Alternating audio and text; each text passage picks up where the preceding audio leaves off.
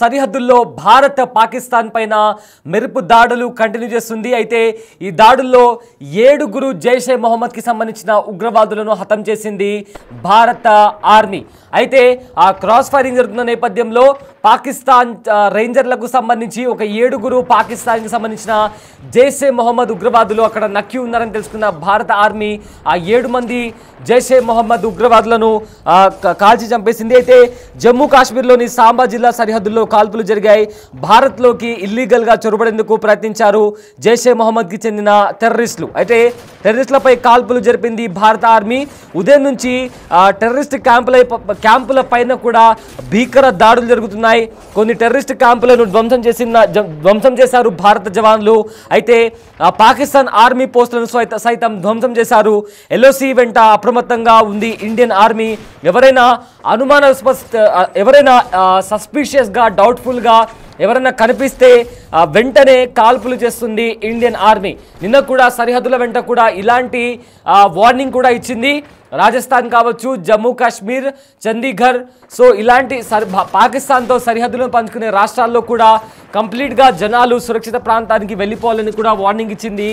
ఎవరైనా సస్పిషియస్గా ఎవరైనా డౌట్ఫుల్గా కనిపిస్తే వెంటనే వాళ్ళను కాల్ చేస్తామని కూడా వార్నింగ్ ఇచ్చింది.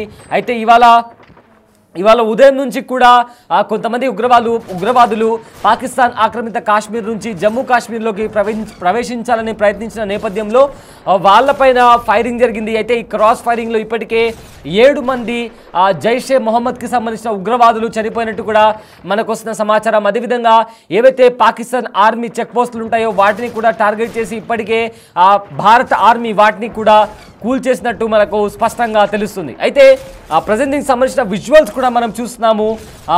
అక్కడ ఏదైతే మీరు సర్కిల్ చూస్తున్నారో ఆ సర్కిల్లో జైషే మొహమ్మద్కి సంబంధించిన ఉగ్రవాదులు సర్కిల్ చేసిన ప్లేస్లో అక్కడ నక్కి ఉన్నారని కూడా భారత ఆర్మీకి తెలిసిన నేపథ్యంలో వెంటనే అక్కడ ఫైరింగ్ చేసి ఆ స్థావరాలు అదేవిధంగా అక్కడ నక్కి ఉన్న 7 మంది జైషే మొహమ్మద్కి సంబంధించిన ఉగ్రవాదులను హతమార్చారు భారత బలగాలు. అదేవిధంగా ఆ పాక్ ఆర్మీ చెక్ పోస్టులను, రేంజర్ చెక్ పోస్టులను కూడా ధ్వంసం చేశాయి భారత దళాలు. అయితే మొన్న బుధవారం ఉదయం పూట పాకిస్తాన్ అదేవిధంగా పాకిస్తాన్ ఆక్రమిత కాశ్మీర్కి సంబంధించిన 9 ఉగ్రవాద స్థావరాలపై భారత దళాలు అటాక్ చేశాయి, ఎయిర్ అటాక్ చేశాయి.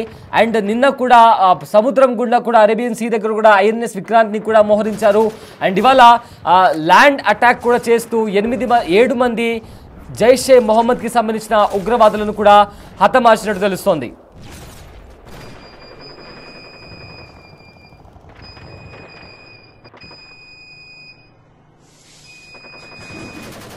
సాగుతున్నాయి. భారత్ను నేరుగా ఎదుర్కోలేక దొంగ దెబ్బ తీసే ప్రయత్నాలు చేస్తుంది. భారత దాడులతో బెంబేలెత్తున్న పాక్ ఉగ్రముఖులు కాశ్మీర్లోకి పంపించేందుకు కుట్రలు చేస్తుంది. నిన్న రాత్రి బోర్డర్ దాటడానికి వీలుగా సాంబా సెక్టార్లోని ధంధర్ పోస్ట్ దగ్గర పాక్ ఆర్మీ కాల్పులు జరిపింది.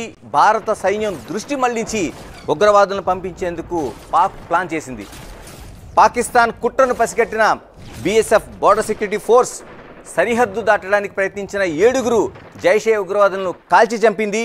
మనం బిగ్గెస్ట్ అంటే ఏదైతే ఒకవైపు సైన్యంతో దాడి చేస్తూనే మరోవైపు ఉగ్రవాదుల్ని పంపించి ఆ సైన్యం సంబంధించిన భారత సైన్యాన్ని ఒక కళ్ళుగప్పి లోపలికి ప్రవేశించి లోపల అంతర్గత కుట్రగా సామాన్య ప్రజల్ని చంపడానికి జైషే ఉగ్రవాదులను పంపించిన కుట్రని భారత్ తీవ్ర స్థాయిలో దాన్ని ప్రతిఘటించింది, భగ్నం చేసింది. రావు గారు మనం చూస్తున్నాం అంటే ఏ స్థాయిలో దిగారంటే చివరికి ఒకవైపు సైనికులతో దాడి చేయిస్తున్నారు, సామాన్యం చంపుతున్నారు. మరోవైపు ఏదైతే తీవ్రవాదులు ఉన్నారో జైషే వాళ్ళతోని ఒక పోస్టులోకి ప్రవేశించి చంపడానికి ప్రయత్నం చేస్తున్నారు. ఎలా చూడాలి? ఏం చేస్తారంటే ఇప్పుడు వాళ్ళ స్థావరాల మీద ఆల్రెడీ ఫైర్ చేసాం. ఇప్పుడు ప్రస్తుతానికి వాళ్ళ క్యాంపులు ఇవన్నీ చాలా డిస్ట్రాయ్ అయినాయి. వాళ్ళ దగ్గర ఎవరైతే ఉగ్రవాదులు ఉన్నారో మనం చూస్తున్నాం అండి, స్క్రీన్ మీద మనకి కనిపిస్తుంది. ఏదైతే భారత్ ఆ లోపలికి ప్రవేశిస్తున్న తీవ్రవాదులు ఎవరైతే ఉన్నారో వాళ్ళని ప్రతిఘటించేందుకు వాళ్ళు టార్గెట్ చేసి భారత్ నిలువరించిన మనకి ఆ విజువల్స్ మనకి చూస్తున్నాం. ఒక్కసారిగా వాళ్ళని లోపలికి వస్తున్న వాళ్ళు దాన్ని నిర్వహించడానికి పేల్చేద్దని తీవ్రవాదులను కాల్చి వాళ్ళు చంపారు మొత్తం టోటల్గా వస్తున్న వాళ్ళని. అవునా, ఎలా చూడాల్సిన అవసరం ఉందని అంటే ఇటువంటి వాటిని ఒకవైపు మనం వాళ్ళు చేస్తున్న దాడిని ఎదుర్కోవాలి, మరోవైపు సైన్యంతో చేయాలి, ఆపరేషన్ సింధూర్ కొనసాగాలి, మరోవైపు ఇలాంటి తీవ్రవాదులు దొంగచాటుకు వస్తున్న దాన్ని మనం చేయగలం. ఇది ఎలా ఒక ప్లాన్ ఎలా చేస్తారండి? ఎందుకంటే మీరు కల్నల్ స్థాయిలో మీరు ఒక టీంను నడిపించిన. మేమంటే ఆర్మీ అంటే బోర్డర్లోనే ఉంటామండి. ఇప్పుడు వీళ్ళు చొరబడిన తర్వాత ఇప్పుడు ఎక్కడంటే మనం సక్సెస్ఫుల్ అయ్యాం, ఇంకో వేరే చోట చాలా చోట్ల చేసి ఉంటాడు, కుప్పవాడాలు కూడా చేస్తూ ఉంటాడు, చాలా ట్రై చేస్తారు. ఎక్కడైనా సక్సెస్ అయ్యాడు అనుకోండి, మొన్న last month March 23rd 24th అయినట్టు, అప్పుడు ఏం చేస్తారంటే అండి వాళ్ళు లోపలికి వచ్చి మళ్ళీ ఇంకో పేలగాం చేయాలని చూస్తారు. ఓకే, కేవలం దీని గురించే భయపడాల్సింది కాదు, ఇంకోటి కూడా ఉందండి. ఇక్కడ మన హైదరాబాద్, బెంగళూరు, మ్యాంగ్లూరు, కోయంబత్తూరు, బాంబేలో ఉన్న స్లీపర్ సెల్స్, ఓకే, ఇక్కడి నుంచి వీళ్ళంటే చొరబడి వస్తున్నారు. బై ఎయిర్ దుబాయ్ నుంచి వచ్చి ఇక్కడ చేయొచ్చు. వీళ్ళ ఇక్కడ ఆల్రెడీ స్లీపర్ సెల్స్ ఇక్కడ ఉన్నాయి, మెటీరియల్ ఉంటుంది. ఏమీ లేకపోతే మన ఫాస్ఫరస్ ఉంది కదండి, ఒక వెరైటీ ఆఫ్ మెటీరియల్స్ ఉన్నాయి. ఆ మెటీరియల్స్ సేకరించి వాటిని వెంటనే ఐఈడి బిగించి ఓ డెటోనేటర్ తోటి బిగించి ఇక్కడ కూడా చేయడానికి ప్రయత్నించారు. ఇది మోస్ట్ డేంజరస్ అండి. ఇది కనుక్కోవడం చాలా కష్టం. ఓకే, అది ఇంకా కొంచెం బోర్డర్ దగ్గర ఏదో సెన్సర్లు ఏదోటి గార్డు ఉన్నారు.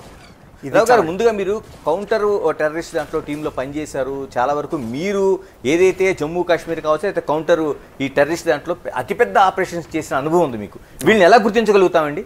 ఇప్పుడు ఇలాగ లోపలికి వస్తున్న వాళ్ళని, అంటే ఒకవైపు యుద్ధ వాతావరణం లాగే కొనసాగుతుంది, మన ఆపరేషన్ కొనసాగుతుంది, ఇలాంటి వాళ్ళు దొంగచాటుగా ఇలా ప్రవేశించే వాళ్ళని ఎలా గుర్తించగలుగుతాం? మనం ముందర ఏరియాని అబ్జర్వ్ చేస్తూ ఉంటామండి. కొన్ని ఇండికేషన్, ఎందుకంటే వాళ్ళు డైరెక్ట్గా ఏదో వచ్చి దూరారు, ముందర కొంచెం చూసుకుంటాడు, సాయంకాలం వస్తాడు. జనరల్గా వీళ్ళకి కూడా కొన్ని డ్రిల్స్ ఉంటాయండి, ఏదో మామూలుగా యథాలాపంగా చేయడం కాదు. 4ంటికి కూర్చుని నమాజ్ చదువుతారు ఇండియా సైడ్ చూసి, ఇది కూడా చేస్తారు. పబ్లిక్లో కూర్చుని 5-6 కూర్చుని ఒక మౌలవి వచ్చి ప్రార్థన చేస్తాడండి, సక్సెస్ఫుల్ ఇన్ఫిల్ట్రేషన్ ఈరోజు అవుగా కానీ ఆయన ఆశీర్వదిస్తాడు. తర్వాత వీళ్ళందరికీ మంచి భోజనాలు పెడతారు, తర్వాత సాగనంపుతారు. ఆ సాగనంపు కొన్ని ఇండికేషన్స్ వస్తాయండి, ఎంత సీక్రెట్గా చేయాలని చూసినా కానీ కొంచెం ఇండికేషన్స్ వస్తాయి. తర్వాత ఏంటంటే రాత్రి మనకి హ్యాండ్ హెల్డ్ థర్మల్ ఇమేజర్స్ ఉన్నాయండి. అంటే జవాన్లు ఏం చేస్తారంటే వేడిని పసిగట్టేస్తుందండి 1.5 కిలోమీటర్స్ వరకు. ఇవి మెయిన్లీ ఇజ్రాయెల్ దగ్గర నుంచి ఫ్రాన్స్ దగ్గర నుంచి మనం కొన్నాం బైనాక్యులర్స్ లాగా. అందులో చూస్తే ఏంటంటే ఎక్కడ వేడి కనిపిస్తుందో అది వెంటనే చెప్పేస్తుంది. ఇవి చూస్తున్నది అదేనండి. ఎగ్జాక్ట్లీ. ఇప్పుడు చూడండి అంతా, ఇదంతా మీకు కెమెరామెన్స్ కూడా తెలిసి ఉంటుంది, ఇది ఇన్ఫ్రారెడ్ ఇదంతా ఎలా ఉందో. ఇది హ్యాండ్ హెల్డ్ థర్మల్ ఇమేజర్ లో కనిపించింది అనమాట అండి. Hand held thermal imaging. Okay, అది అలా చూడంగానే మీకు ఎంఆర్ఐ స్కాన్ ఉంది కదండి, ఆ ఎంఆర్ఐ స్కాన్ లాగా ఇలాగ వస్తుంది. ఇప్పుడు మీకు అనిపించట్లేదు ఇది ఎంఆర్ఐ స్కాన్. ఇందులో హీట్ ఎక్కడైతే ఉందో దాన్ని అది కనిపిస్తుంది అనమాట. ఎందుకని హీట్ వీళ్ళ దగ్గరే ఉంటుంది అంటే వెపన్స్ 98, మనం ఇప్పుడు మన టెంపరేచర్ 98 degrees అండి. ఓకే, సో 98 degrees కి దానికి క్యాలిబ్రేట్ చేసామన్నమాట. 36 degrees అయితే కనిపించదు, 98 degrees అన్నది ఆరెంజ్ స్పాట్ లో కనిపించి మీకు కనిపిస్తుంది. ఓకే, ఇప్పుడు అలా గుర్తించింది అనమాట. అంటే ఇప్పుడు ఈ మనుషులు కాబట్టి 98, మరి జంతువులు లాంటివి వచ్చి, అందుకని వాళ్ళు కూడా ఏం చేస్తారంటే వాళ్ళకి కూడా కొన్ని టెక్నిక్స్ ఉన్నాయి. ఆవుల్ని మేకల్ని కొంచెం వదిలేస్తారు.